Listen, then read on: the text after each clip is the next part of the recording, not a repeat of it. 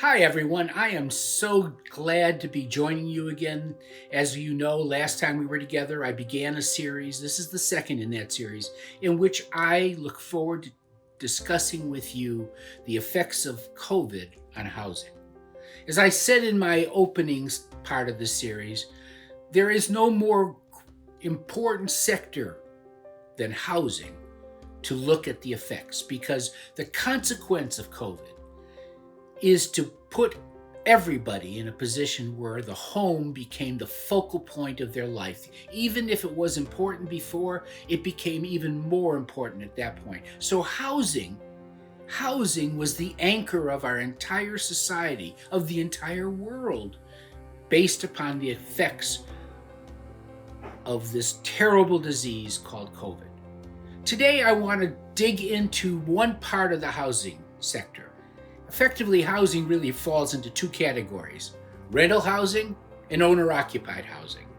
Today, I just want to talk about the rental housing part of it so that we can spend some time really focusing on that and using that as an opportunity to really come to terms with how important the role we have to play in making this decision about how we prioritize what our motivations are is really central to being where we should be thinking about and reacting to housing today in the face of COVID. At the moment, based upon the last data that we had, and this data keeps on increasing, but at the moment, based upon the last data, 36.6% of all households rent. So we're going to be talking about the rent side of the market. The owner-occupied side of the market we'll talk about next time, and then after that, we'll talk about the overlap that is so important. How did the rental market respond to this terrible situation with COVID? And when you pay attention to the rental part of the market, you pay attention to the fact that, to a large extent, some of our most vulnerable people are in rental housing. That's both an economic reality, that's an age reality, that is the consequence of life reality, and that happens to be the reality I happen to be living in. I'm renting, as I've said before, because of my desire to put my beloved bride in a safer environment as we dealt with her disease.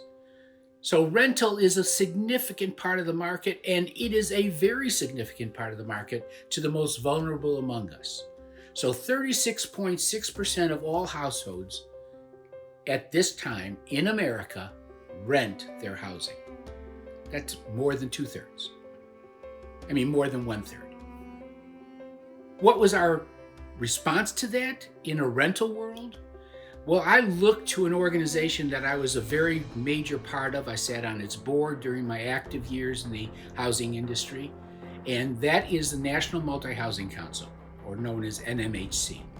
NMHC completed a study on October 20th in which they called it the Rent Payment Tracker. They tracked what percentage of people were paying all or the majority of their rent on time, and they looked at the last 6 months of this year, 6 months meaning May through October, and the last 6 months of a comparable year, 2019, when COVID was not as a factor. And the interesting part of their study is that according to their data, in 2019, for that 6-month period, the average percentage of the people who paid their rent was 94.7% of the occupants.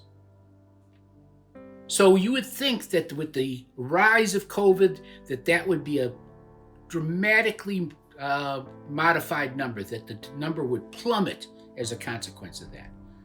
But in 2020, for the same 6-month period of time, again, May through October, the percentage of households that paid their rent, or all of the rent, or substantially all of their rent on time, and on time is an important part of that. So that meant that there were still people who may have paid later, was 93.3% of all households. That was a change. It represents about 106,000 households. That's out of 11.4 million units that were tracked. That was a change, but let's take a serious look at that. Effectively, people were behaving the same way in the face of COVID as they were behaving before COVID. People are responsible. They pay their rent on time. They are facing the dire consequences of a disease that has thrown a lot of people out of work and put them in difficult financial straits, but still 93.3% of the people who were occupying those homes were paying on time. How did the National Multi-Housing Council recommend they react to this problem? They turned their entire focus, their entire industry presence, their entire industry power towards the issue that the government had imposed a moratorium on evictions. They took all of their resources. They applied it to trying to get Congress to throw some money at the multifamily space, try to throw some money at the people again, and they threw their resources at the issue of money. Their priority was money, and that's what motivated them. I submit to you a much more significant need took place at the same time, and that would have come under the category of being motivated by meaning. What should they have done? What would I have done when I was operating my community? Let me give you a look backwards. Back in 2008, maybe 2009, we had a major, what was called at the time, pandemic. It was the swine flu. There was a great deal of fear and consternation throughout society about what was happening with this pandemic. It didn't turn out to be anything as bad as COVID, but at that time it appeared to be ominous. In my communities, we entered into a relationship with every one of the local medical organizations we could be in relationship with.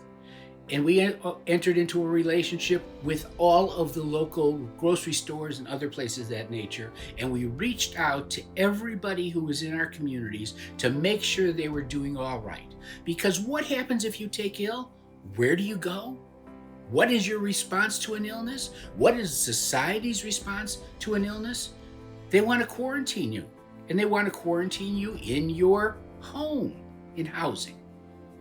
So where did people have to go if they were ill? Into housing. And many of those people lived alone, just as I'm living alone now. Many of those people lived alone. They had no ability to get the medicine that they needed to get. They had no ability, and this was even more true back in 2008 and 9 when we didn't have the benefit of Uber and Lyft and things of that nature. Back in those days, they didn't have the access to that information, and if we didn't check on our members of our community and reach out to the medical community to seek some support and actually bring nurses on to each of our communities to be available to help people if necessary, none of those people would have had the ability to get the care and concern that they justifiably should depend upon. What are we doing now as a society? We're ignoring the people in their homes. I have lived in this apartment throughout this entire terrible, terrible pandemic. Not once in that entire time did the organization that operates and manages this community reach out to check up on me and see how I was doing.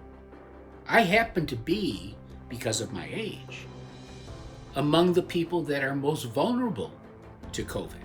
And we're at the early stages, the people who were told to stay at home and not go out and not to socialize, not to do anything at all.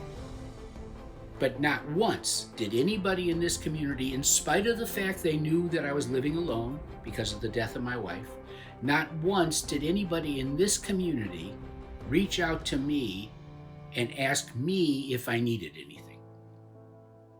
Not once did they reach out to the woman that lives in the apartment above mine, who happens to be older than me, who happens to be in poorer health than me. I happen to be fortunate enough to be in good health. But not once did she get connected with or contacted. I looked out for her, and I, despite the reservations, went out and took care of things. But the fact remains, we had an opportunity, not an opportunity, we had an obligation to do more than sit on our management hands and worry about collecting rents. We had a responsibility to care for the people in our community, because that is what housing should be about. It is more than four walls, a ceiling, and a floor. It is more than a roof over your head. It is more than paying rent. It is entering into a compact with people to care about people, to deliver things they need in order to make the quality of their life better. So what was the response of the rental industry to the onset of this terrible pandemic that has changed the entire world we live in? Their response was to make a priority and be motivated by money. And I submit to you, the compelling question we should be asking ourselves is to alter that direction and ask if our priority needs to move to something other than money, and make it about meaning, the purpose, the value of caring for one another and being dutiful in a way that only housing can be in the context of caring for one another. That's the wonder of housing.